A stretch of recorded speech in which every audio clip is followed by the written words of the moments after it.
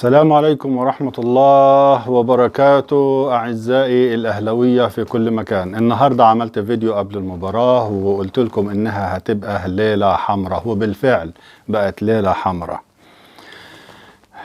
ما كانش توقع قد ما هو ثقة في لاعبتنا، وقد ما هو ثقة في إننا مع التحكيم العادل نقدر نكسب أي حد في أي مكان.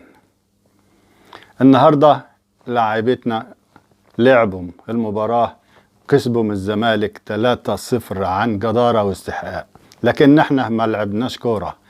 احنا يا سادة كنا بنعزف سيمفونية.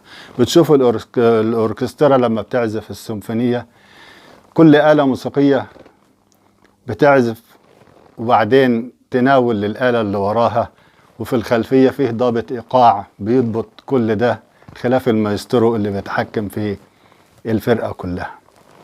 ده اللي حصل النهاردة مع المايسترو كولر، مع ضابط الإيقاع في الملعب. كل اللعيبة كانوا ضباط إيقاع وكلهم كانوا عازفين مهرة. دي مش كورة يا جماعة، بالفعل والله دي مش كورة زي ما كنا بنقول زمان، دي مزيكا، لا أكتر من المزيكا. إيه ده؟ إيه اللي اللعيبة عملوه النهاردة ده؟ إحنا ما كناش بنلعب حد، ما كانش في حد قصادنا في الملعب.